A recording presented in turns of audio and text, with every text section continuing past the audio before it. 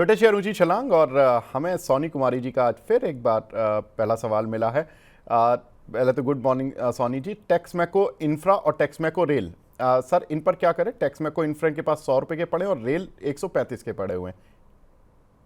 Takes infra और takes rail. हाँ। तो टेक्स रेल में तो 3 हफ्ते की टाइट कंसोलिडेशन से ब्रेकआउट आया था। आज की कैंडल अच्छी नहीं लग रही है। मैं इसीलिए बाइंग क्लाइमेक्स वाले स्टॉक्स में जनरली प्ले करना नहीं पसंद करता हूं, इस तरीके के रिवर्सल की वजह से। बट जब तक 165 प्रोटेक्टेड है टेक्स रेल पे, एक बार के लिए आप लॉन्ग रह सकते हैं। और जहां तक टेक्स इंफ्रा की बात है, इसमें भी शिमला चार्ट है। 102 रुपए जब तक प्रोटेक्टेड है आप लॉन्ग रह सकते हैं। दोनों में 10% की अपसाइड आपको यहाँ से मिल सकती है। ठीक है। साईं प्रवीण जी का सवाल है sir, Tata Motors good to buy, क्या इसको बाय कर सकते हैं?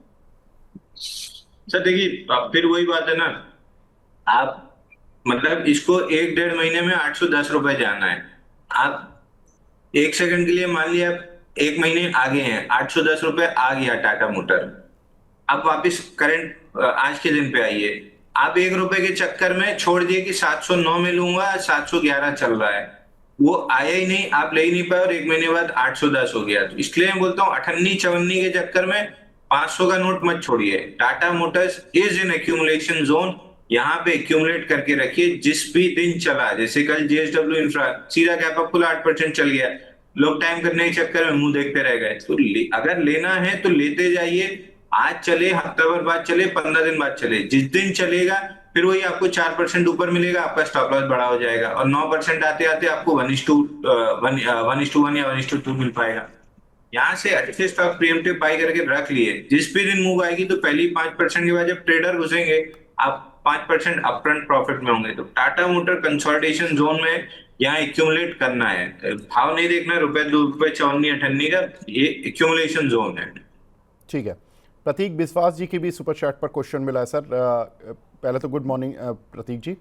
आईटीसी 390 पर और एस्ट्रल 1060 पर प्लीज सजेस्ट कर दीजिए कि इनको होल्ड करें या सेल। 6 महीने से 1 साल का विजन। सर आईटीसी 390 का लिया हुआ है। आईटीसी तो तुरंत निकल जाइए, बाहर कीजिए उसको, नीचे मिलेगा 6 महीने में। एस्ट्रल जरूर कपनैडल पैटर्न बिल्ड कर रहा है। राइट साइड में हैंडल बहुत बेहतरीन वॉल्यूम पे ट्रेड कर रहा है। जनरली लाइट वॉल्यूम पे होता है, बट यहाँ पे वॉल्यूम ठीक है। एग्जैक्टली जो रैली टू हैंडल थी उसमें वॉल्यूम था और हैंडल एकदम ड्राइड अप वॉल्यूम पे है। तो एकदम आइडियल पैटर्न है। ब्रेकआउट चाहिए स्टॉक को। ब्रेकआउट है 1550 के ऊपर। जैसे ही एस्ट्रल 1550 निकले तुरंत बाई कर लीजिएगा। एक 200-300 रुपए की तो प्राइमरी अपमूव मिल सकती है। टारगेट इसका रहेगा 1788। तो एस्ट्रल बहुत अच्छा लग रहा है 1550 के ऊपर। आईटीसी एफएमसीजी काउंटर निकल जाएंगे तो ज्यादा बेहतर। ठीक है। एक अंशुल भाई ये बता दीजिए, ये रहमान मिजान जी का सवाल है, एल&टी फाइनेंस में शॉर्ट टर्म के लिए क्या टारगेट रखें, क्योंकि आज आरबीआई पॉलिसी आ गई है जी। अच्छा देखिए, एल&टी फाइनेंस में क्या हो रहा है, ये अपने मेजर जो मंथली ब्रेकआउट है उसकी तरफ बढ़ गया है। तो मेजर मंथली ब्रेकआउट का जो लेवल है 170 से 190 की जोन, यहाँ पे अटकेगा या क्या करेगा? तो लाइन ऑफ फायर जब चल रही हो ना गोलाबारी, तो आपको दूर रहना चाहिए। जब गोलाबारी खत्म हो जाए, शांति आ जाए, तब वहां जाके घर बनाइए। तो ये बिल्कुल लाइन ऑफ फायर में खड़ा है।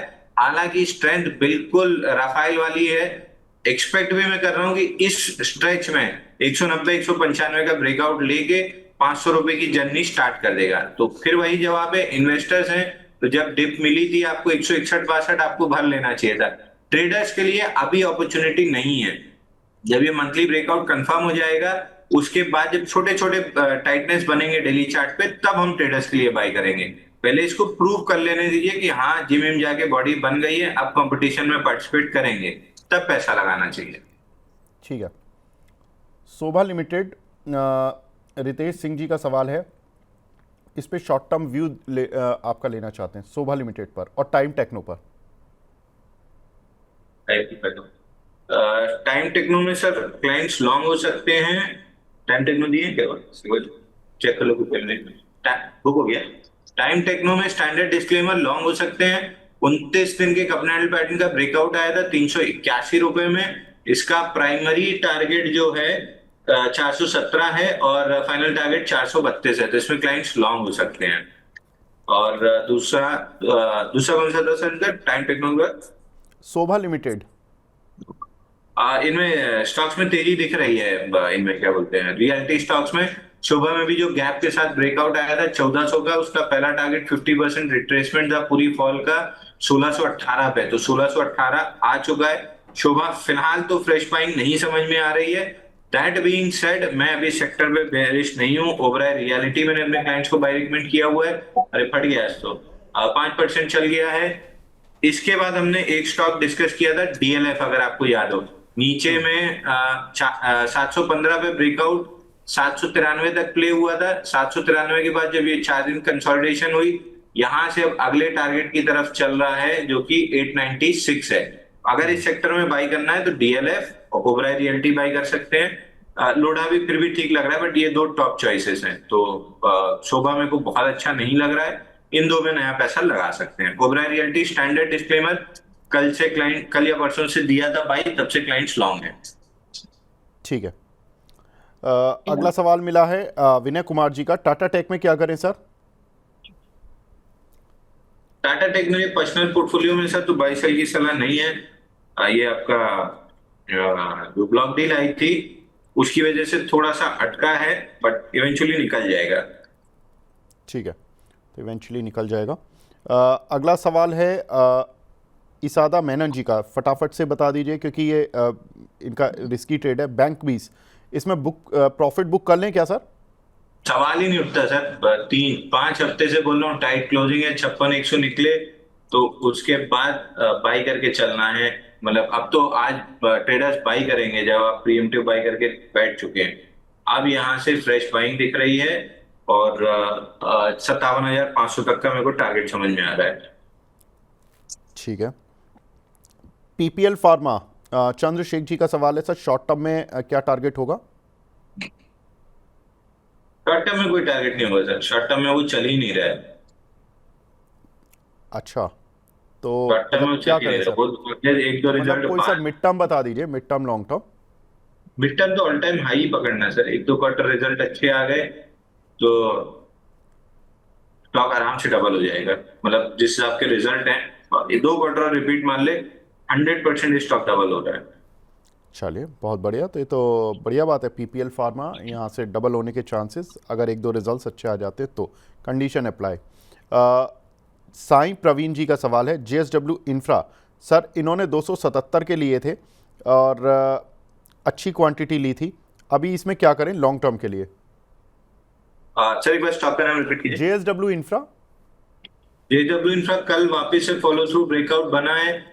आज हल्का सा ठंडा है, बट इवेंचुअली जो वीकली चार्ट पे रिवर्सल किया है ऊपर में 300 ऊपर में 360 रुपए तक के टारगेट आ सकते हैं आराम से। फिलहाल एक बार हो सकता है जो रेजिस्टेंस हमने डिस्कस किया था 314.40 वहीं पे आज जाके अटका है।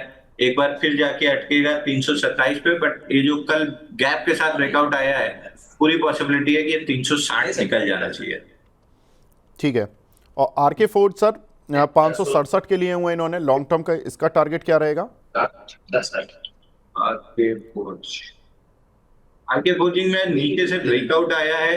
आरके फोर्जिंग अगर आप देखेंगे तो रिवर्सल जब बना था 15 मई को 667% वॉल्यूम राइज था। उसी कैंडल के अंदर 15 दिन स्पेंड करने के बाद, मतलब 15 इनसाइड बार, इसको तो बिल्कुल ये समझ लीजिए कि एकदम कॉइल्ड अप स्प्रिंग की आज खुल गई है। अब ये फटेगी। ओपन लो के साथ चला है, ब्रेकआउट कंफर्म हो रहा है। एक रेजिस्टेंस जोन 756 और 775 की है। मोस्ट लाइकली ये रेंज आनी चाहिए। ठीक है। अगला सवाल मिला है हमें, एक SJS क्रिकेट एकेडमी के नाम से बना हुआ है आईडी, एम्बर एंटरप्राइजेस सर, 7400 रुपये के इन्होंने लिए हुए हैं, क्या करें इसमें, होल्ड करें या एवरेज? एग्जिट कर लेना चाहिए सर। अच्छा सर, लॉस में 7400 का है, 6300 आ रहा है, बहुत लॉस हो जाएगा। 5647 नीचे आते हुए दिख रहा है। कितना? बल्कि और 4700? नीचे भी है। 5647 5647। 5647 और वो टूटा तो फिर इसमें तो बिल्कुल मतलब उड़ा ही देंगे इसको। अच्छा, और या तो आप नहीं निकलना है तो एक काम कर लीजिए, स्टॉप लॉस ले लीजिए 6,000 रुपए का। 6,000 के नीचे तो फिर इस स्टॉक में लंबी वीकनेस आना स्टार्ट हो जाएगी, फिर 5600 भी टूट जाएगा। नहीं निकलना है तो 5600 का मैंडेटरी स्टॉप लॉस ले लीजिए। अच्छा अंशुल जी, एक फिलाटेक्स इंडिया 64 रुपए का लिया हुआ है, इसमें क्या करें सर? अच्छा मूव आया है इसमें, 42-43 रुपए से 59 रुपए तक पहुंच गए ये शेयर। टेक्सटाइल की कंपनी है फिलाटेक्स। फिलाटेक्स टाइट रेंज में है, कपनाडल का ब्रेकआउट 49 पे आया था, 57 आ चुका है। इस कंसोलिडेशन को खत्म करके स्टॉक आपका 66 रुपए 47 पैसे, 66 रुपए 41 पैसे तक आ सकता है। अभी ये कंसोलिडेशन 1-1.5 हफ्ते चलेगी, डेली मूविंग एवरेज से दूर है, उसको कैचअप किए बिना नया मूव नहीं देगा। ठीक है। संदीप कुमार जी पूछ रहे हैं सर, एसबीआई 718 का लिया है, क्या करें इसमें? एक महीने का टारगेट क्या रहेगा? सर एक बार स्टॉप का नाम रिपीट कर दीजिए। State bank of India. मेरे को बहुत पसंद नहीं है सरकारी बैंक, लेकिन धीरे धीरे करके ये 860 865 तक जा सकता है। ठीक है। एक हमारे दर्शक हैं, उन्होंने ऐती खुरमान जी, इन्होंने लिखा है कि अंशुल सर को गुड मॉर्निंग, मैंने 7 साल से मार्केट में हूँ और बहुत कुछ सीखने को मिला है और बहुत एनालिस्ट को सुना है, लेकिन किसी ने सिखाया नहीं। बहुत बढ़िया अंशुल जी, फ़ैन फॉलोइंग ये है कि सुपर चैट पर सवाल नहीं, आपको कॉम्प्लीमेंट्स आ रहे हैं। धन्यवाद सर। अगला सवाल है सर सुरेंद्र कौर जी का, Ujjivan small finance bank 2500 share है सर, 43 रुपए के, सेल और होल्ड। आज बहुत अच्छा मूव आया सर आरबीआई पॉलिसी के बाद।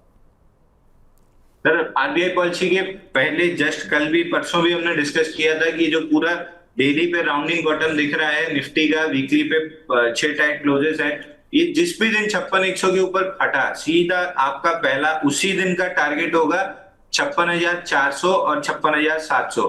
अब आ गया है 56,597, यानी 600-700 के लगभग करीब। ये रैली जा रही है 57,500 तक।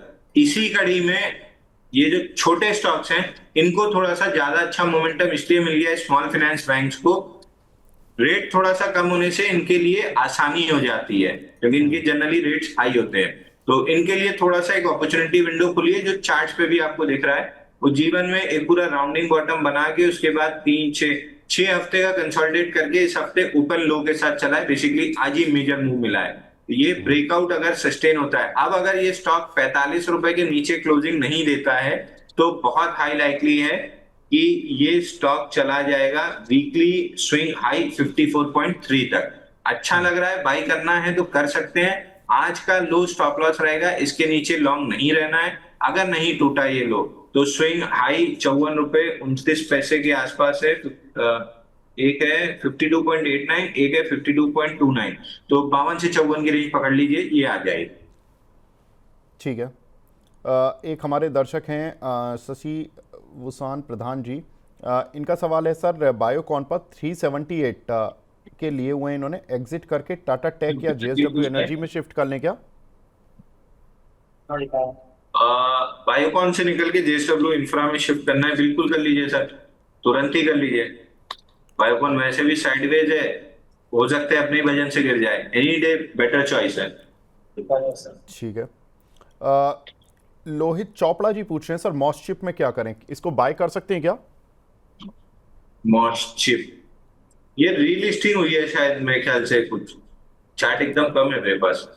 नहीं ये मॉस्चिप सर 195 निकलता है तो बाई कर सकते हैं, बट इससे बेटर स्टॉक्स हैं मार्केट में। नहीं अंशुल भाई, ये पहले ना बीएससी में ही लिस्टेड था, अब शायद एनएससी में आ गया, इसलिए चार्ट कम दिख रहा होगा आपको, आप एनएससी में देख रहे होगे। मॉस्चिप मैं एक्चुअली सर बीएससी देखता ही नहीं, होते हैं बम्प एंड डंप काउंटर रहते हैं ना। हाँ मॉस्चिप आप देखिए, ये कभी तो देखा था, ड्राइंग पूरी पड़ी है चार्ट पे। इसने सर 11 हफ्ते में 250% अप मूव दी थी, और जून 2024 में बाइंग क्लाइमेक्स हुआ था, वहां से नीचे आ रहा है, ऑलमोस्ट 50% कर चुका है। नहीं सर, इस चार्ट को छेड़ना ही नहीं चाहिए। एनएससी पे छोटा सा डेटा था तो आईपीओ बेस्ड टाइप का लग रहा था, बीएससी में देखा बाइंग क्लाइमेक्स वाला स्टॉक है, इसको नहीं छेड़ना है। एक बार पंटिंग मूव आपको 216 तक मिल सकती है, बट फिर वो हाई रिस्क है, तो आई वुड नॉट सजेस्ट। ठीक है, कोई दिक्कत नहीं है। आगे बढ़ते हैं सर। अगला सवाल मिला है हमें। सर सर सर, जी जी। एक परसों नरसों रिको ऑटो डिस्कस किया था, एकदम फटाक से 10% चला था, जो मतलब हाँ हाँ हाँ। 79 से एकदम 86, बिल्कुल बढ़िया बेहतरीन वैसे ही पैटर्न बन रहा है। माइक्रो कैप स्टॉक है, क्वांटिटी छोटी, अगर स्टॉप लॉस नहीं लगाते हैं तो क्वांटिटी छोटी रखिएगा, कम से कम पैसा अगर उल्टा पड़ा तो बर्बाद नहीं होगा। स्टॉप लॉस लगाते हैं तो अच्छी क्वांटिटी में ट्रेड कर सकते हैं। नीला इंफ्रा 459 करोड़ का मार्केट कैप है, 357 करोड़ का फ्री फ्लोट है। ये अभी अभी क्लाइंट्स को बाई मैंने दिया है, इसी चक्कर में एक दो आपके जो नाम में मिस कर गया था वही देख रहा था, इसको अभी बाई दिया है। इसमें आ रही है बेहतरीन मूव। पूरी जो रैली बनी थी, 2 कैंडल में 650% वॉल्यूम राइज था। पहली पे 4.9 मिलियन, दूसरी पे 5.9 मिलियन। उस बड़ी कैंडल के बाद 3, 6, 9, 12, 15 इनसाइड बार बना के आज चलना स्टार्ट किया है ओपन लो के साथ। 11.60 में अगर नीला इंफ्रा बाई करते हैं तो 15% की मूव बहुत आराम से मिलेगी। स्टॉप लॉस रहेगा 11 रुपए 20 पैसा क्लोजिंग, गया तो 40 पैसा, आया तो 2-2.5 रुपए आराम से। ये अभी बाई दिया है क्लाइंट्स को, तो देख सकते हैं आप लोग। ठीक है, तो नीला इंफ्रा यहाँ पर ख़रीदारी करके चला जा सकता है, क्योंकि ये 450 करोड़ रुपए की मार्केट कैप वाली कंपनी है और कंपनी डेट भी रिड्यूस कर रही है और कंपनी का मैं फंडामेंटल भी देख रहा था in the meanwhile. Company profit making भी है, 5 करोड़ रुपए करीब का, करीब on an average her quarter में कंपनी प्रॉफिट कर रही है। और ये जो साल था FY25, ये इस कंपनी का one of the best year कह सकते हैं। पिछले मैं जितने साल देख रहा हूँ, करीब मार्च 2014 से मार्च 2025 तक में जो इनका हाईएस्ट प्रॉफिट रहा है वो 20 करोड़ रुपए रहा है। और ये 3 बार रहा है, एक बार 18 में रहा, एक बार 19 में रहा और एक बार 25 में आया है। तो बिल्कुल इंटरेस्टिंग तो है ये काउंटर। और यहाँ पर अंशुल जी ने बाकी टेक्निकल चार्ट बता दिए, सो आप देख सकते हैं इस काउंटर को। आगे बढ़ते हैं। यहाँ पर एक और हमारे दर्शक हैं राजीव शर्मा जी, ये राधे राधे बोल रहे हैं, टाटा टेक्नोलॉजी 754 के नीचे आ गया, अभी क्या करना है? सर इस पर बात हो गई है वैसे, बट अंशुल भाई एक बार फिर बता दीजिए कि टाटा टेक में क्या करना है एग्जैक्टली। सर मैं तो अभी पकड़ के बैठा हूँ, मैं बिल्कुल नहीं उसमें कुछ कर रहा हूँ। दूसरा, मेरे पर्सनल पोर्टफोलियो में तो बाई सेल की सलाह नहीं दूंगा। ठीक है। अगला सवाल हमें मिला है यहाँ पर वो भी सेलिंग संबी पात्रा बोस जी का। इनका सुपर चैट पर सवाल आया सर। ICICI प्रूडेंशियल लाइफ 751 के लिए हैं और इरिडा लिए इन्होंने 240 के, क्या करें? आईसीआईसीआई प्रू थोड़ा सा चल सकता है ऊपर में 708 तक, बट इस सेक्टर में क्लियर विनर लीडर और बेहतरीन चार्ट पैटर्न केवल एचडीएफसी लाइफ का है। तो इसके अलावा मैं कोई भी अपने स्टॉक्स अपने क्लाइंट्स को रिकमेंड नहीं कर रहा हूँ। एचडीएफसी लाइफ में भी अब थोड़ा सा पुल बैक बन के वापिस पुल बैक लेके जब अपमूव पहली मिलेगी तब हम बाई करना स्टार्ट करेंगे। फिलहाल स्ट्रक्चर उसका बहुत बेहतरीन है। आईसीआईसीआई प्रू जाने को 700-730 जा सकता है, बट बहुत ठगी हुई हो जाएगी। दूसरा इरेडा था मैंने, सर इरेडा जी, इरेडा भी कंप्लीट कंसोलिडेशन है। वीकली चार्ट पे 60 टाइट क्लोज हो गई हैं। जिस भी दिन निकला 182 निकाला तो तेज हो जाएगा 220 तक। स्लो मूवर है थोड़ा सा।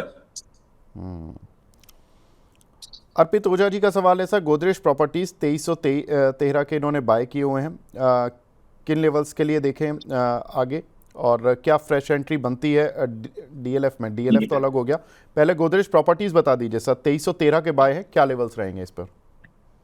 गोदरेज प्रॉपर्टी में ब्रेकआउट आया है सर राउंडिंग बॉटम का, कल हम डिस्कस भी किए थे। मेरे को पता नहीं क्यों इसका चार्ट उतना अच्छा नहीं लग रहा था, तो मैं वहीं पे अपने 2 स्टॉक्स पे चिपका था। बट यहाँ पे 2522 का पहला रेजिस्टेंस है, यहाँ तक आ सकता है। 2522 के बाद 2574 नहीं प्रिसाइजली 2522 2552 ये मेजर रेजिस्टेंस जोन है। यहाँ पे एक बार दोबारा सवाल पूछिएगा अगर आपके पास है तो। ठीक है। अगला सवाल मिला है सर अतुल कुमार त्रिपाठी जी का। मोतीलाल ओसवाल फाइनेंस 890 पर रुक सकते हैं क्या 2 महीने के लिए? इन्होंने 890 के लिए हुए हैं सर। 862 का टारगेट था, हो गया। अब यहाँ से प्रॉफिट बुकिंग आएगी कि स्लाइस थ्रू करेगा, ये जब हो जाएगा तभी पता चलेगा। अगर हो जाता है स्लाइस थ्रू तो 985 का टारगेट खुलेगा। 862 के ऊपर 1 2 दिन 3 दिन 4 दिन क्लोजिंग बहुत जरूरी है। जैसे डीएलएफ में हुआ, 790 टारगेट करने के बाद 8 दिन वेट किया और फिर नहीं मूव दिया, प्रॉफिट बुकिंग आई नहीं, तो क्या करेगा टारगेट पे पहुंचने के बाद ये स्टॉप करके ही बताएगा, आप प्रीएम्प्ट नहीं कर सकते।